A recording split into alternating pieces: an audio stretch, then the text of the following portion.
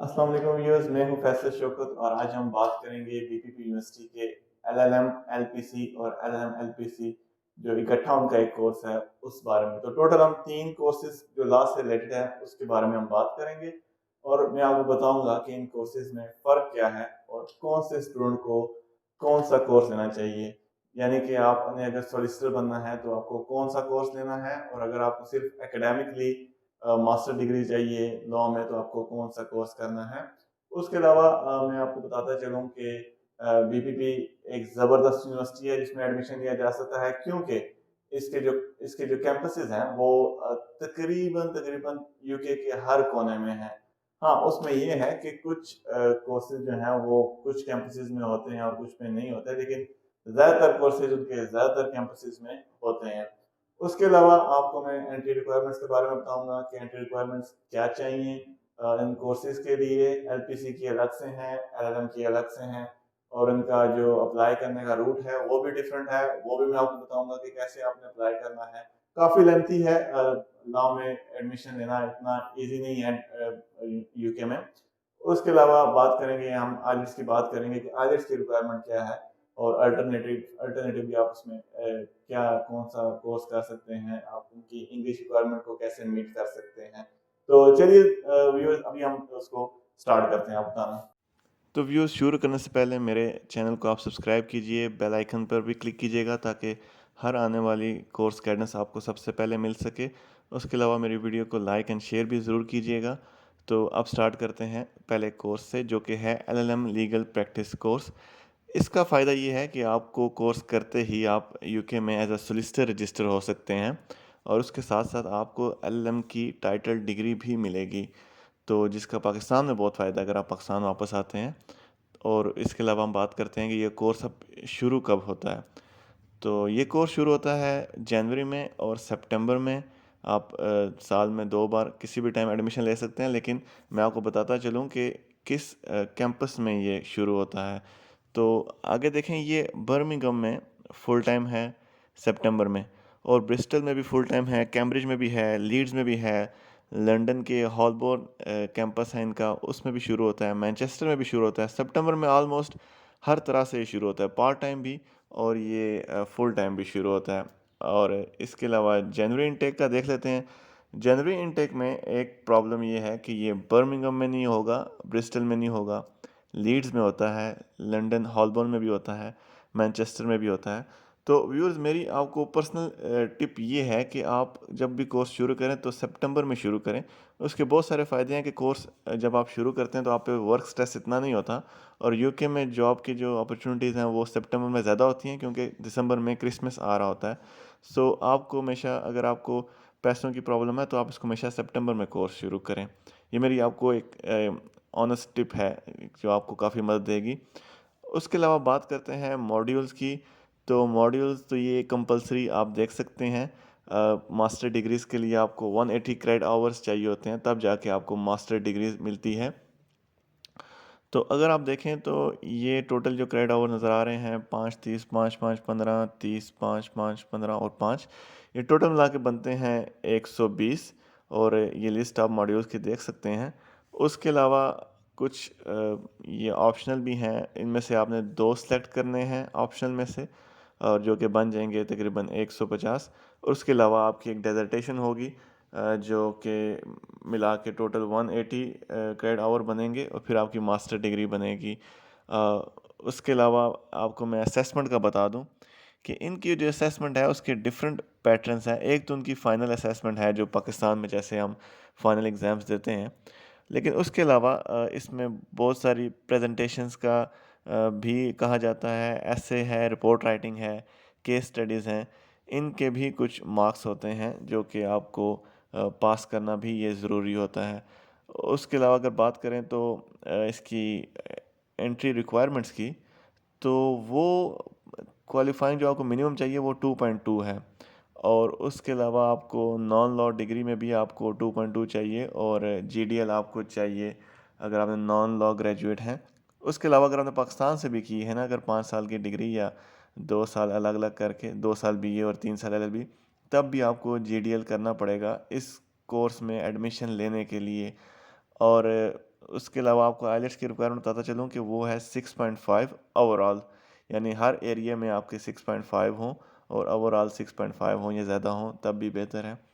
इसके अलावा मैं आपको बताता चलूँ कि यूनिवर्सिटी एक ड्यूलिंगो टेस्ट है वो भी कंडक्ट करती है, वो कदरे ईजी है। मैंने खुद तो अटैम्प्ट नहीं किया, लेकिन बहुत सारे स्टूडेंट्स के मैंने रिव्यू लिए हैं, वो ये समझते हैं कि ये जो ड्यूलिंगो है वो ईजी है एज़ कम्पेयर टू आइलेट्स। तो हाँ, 2.2 का मैं बता दूं कि 2.2 पाकिस्तानी आप समझ लें कि अ, ये आप समझ लें 2.2 ऑलमोस्ट 55% बनते हैं, मोर और लेस।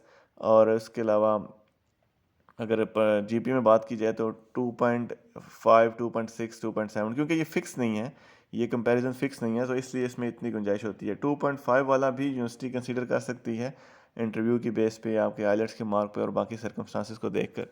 तो अब उसमें आगे चलते हैं, बात करते हैं स्कॉलरशिप की।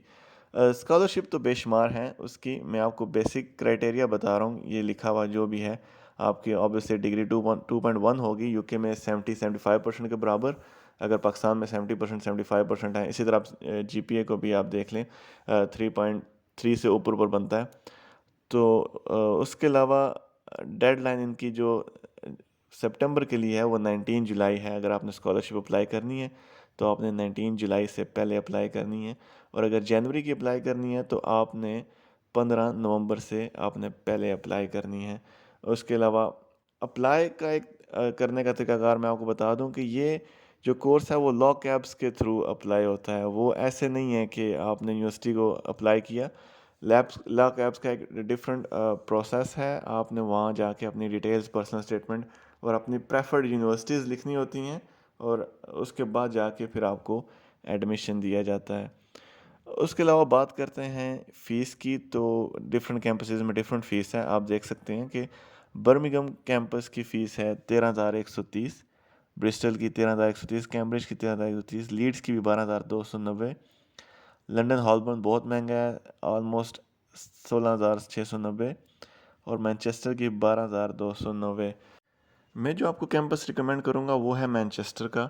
उसकी बहुत सारी वजूहत हैं, एक तो उसका लोकेशन है, और दूसरी उसमें होने वाली एक्टिविटीज़ जो हैं, जो उसमें सोसाइटीज़ जो उसके अंदर काम करती हैं वो वाली। और उसके अलावा चूँकि लंदन बहुत महंगा है तो इसलिए मैं आपको वहाँ वो रिकमेंड नहीं कर रहा।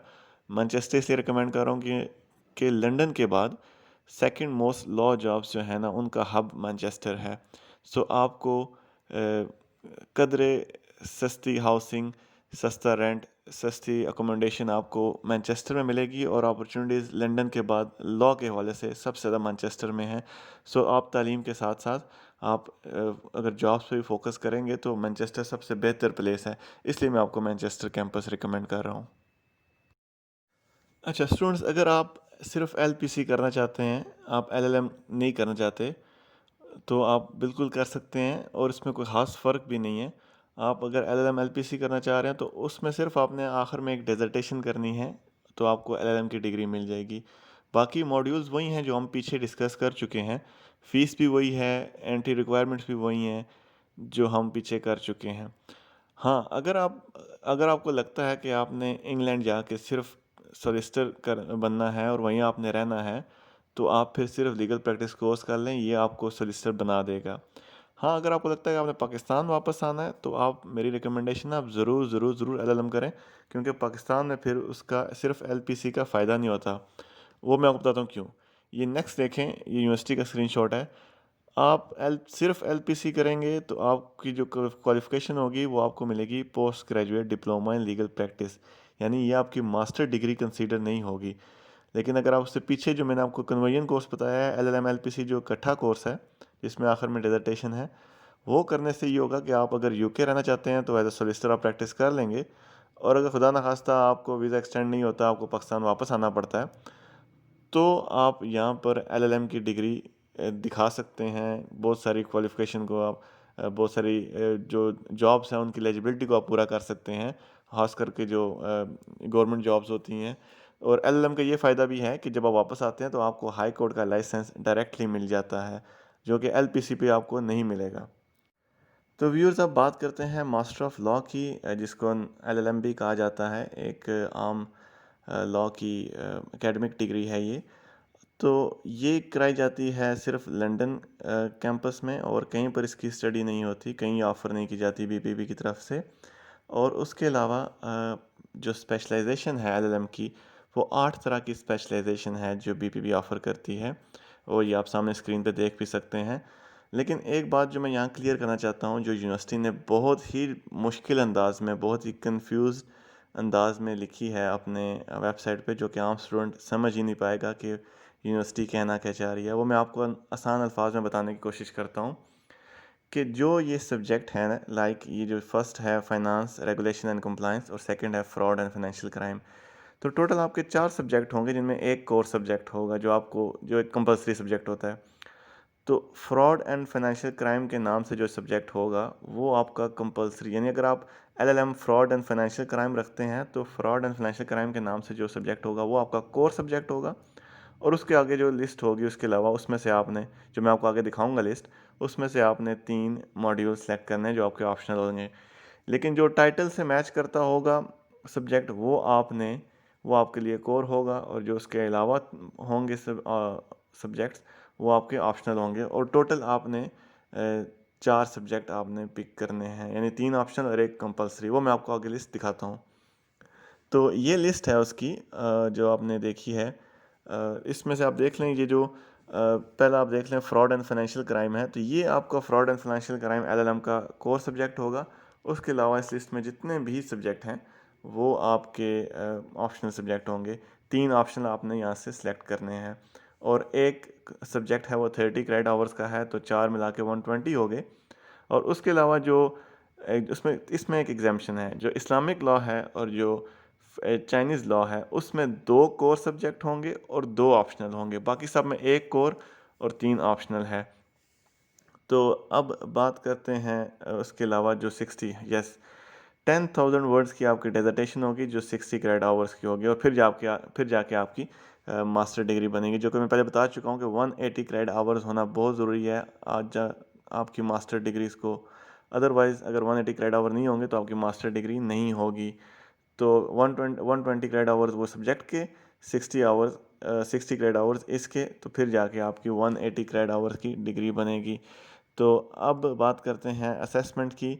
इसमें जो असेसमेंट है वो 30% जो है वो एक वेरिएंट जो इसके एग्ज़ाम्स होंगे, लाइक जैसे मैं पहले डिस्कस कर चुका हूँ प्रेजेंटेशन वगैरह के, वो होंगे। और जो अनसीन एग्जामिनेशन है 70%, वो उस तरह से होगा जैसे जैसे हमारे यहाँ फाइनल एग्ज़ाम्स होते हैं उस तरह से। उसके बाद बात करते हैं अब एंट्री रिक्वायरमेंट्स की। एंट्री रिक्वायरमेंट्स में गुड न्यूज़ ये है कि एलएलएम प्रोग्राम के लिए पाकिस्तानी डिग्री, जो लॉ की डिग्री है एलएलबी को, उसको कंसीडर किया जाता है। यानी इस डिग्री के साथ आप जो एलएलएम प्रोग्राम है उसमें आप एडमिशन ले सकते हैं, लेकिन एलपीसी और एलएलएम एलपीसी में आप एडमिशन नहीं ले सकते। उसके लिए रिक्वायरमेंट वही है 2.2 जो मैं पीछे बता चुका हूँ। नॉन लॉ ग्रेजुएट्स भी ले सकते हैं, लेकिन नॉन लॉ ग्रेजुएट्स जो पाकिस्तान के हैं, जिन्होंने एमबीए किया है, सिविल इंजीनियरिंग की है या कुछ और किया है, उनको जीडीएल करना पड़ेगा। लॉ स्टूडेंट्स के लिए ये कंपलसरी नहीं है। और आइलेट्स की रिक्वायरमेंट 6.5 है, और डुओलिंगो का जो टेस्ट है वो भी इसके लिए एक्सेप्टेबल है। अब बात करते हैं इसके कोर्स कब शुरू होता है। कोर्स 3 सेशंस में शुरू होता है। ये सितंबर में भी शुरू होता है, जनवरी में भी शुरू होता है और मई में भी शुरू होता है। और 12 मंथ का कोर्स होता है फुल टाइम। और ऑब्वियसली इंटरनेशनल स्टूडेंट सिर्फ फुल टाइम कोर्स में ही एडमिशन ले सकता है। फाइनल डिग्री आपको क्या मिलेगी जी? फाइनल डिग्री आपको मिलेगी मास्टर ऑफ लॉ की। जो भी आपकी स्पेशलाइजेशन होगी उसका आगे नाम लिखा होगा, लेकिन मास्टर ऑफ लॉ लिखा होगा उसके आगे। फिर अप्लाई करने का सिस्टम इसमें थोड़ा आसान है। ये आप डायरेक्ट यूनिवर्सिटी को ही अप्लाई करते हैं, आपको लॉ कैब्स में अप्लाई करने की ज़रूरत नहीं होती। और इसके अलावा आगे बात करते हैं कोर्स फ़ी की। कोर्स फ़ी इसकी है 11,500, लेकिन इंटरनेशनल स्टूडेंट को मिनिमम 60% चाहिए होती है पे करना कैश लेटर लेने के लिए। सो ये आप प्लीज़ माइंड में रखिएगा कि 60% आपको फ़ीस पे करनी है। 11,500 का 60% आप निकाल लीजिएगा तो वो आपको मिनिमम पे करनी पड़ेगी। तो व्यूअर्स, ये था आज का कोर्स गाइडेंस सेशन। उम्मीद करता हूँ ये आपके लिए बहुत हेल्पफुल होगा। और अगर कोई चीज़ मुझसे मिस हो गई हो तो आप कमेंट बॉक्स में मैसेज करके मुझसे पूछ सकते हैं और मैं पूरी कोशिश करूँगा कि मैं आपको उसका जवाब दे सकूँ। और उसके अलावा अगर आप चाहते हैं कि मैं किसी और यूनिवर्सिटी के किसी पर्टिकुलर कोर्स को डिस्कस करूँ तो वो भी मुझे बताइएगा। मैं इंशाल्लाह अपनी पूरी कोशिश करूँगा कि आपको वो पूरी मुकम्मल गाइडेंस उस कोर्स के बारे में या उस यूनिवर्सिटी के बारे में दे सकूँ। तो इसी के साथ ही मुझे दीजिए इजाज़त। अपना बहुत ख्याल रखिएगा। अल्लाह हाफ़िज़।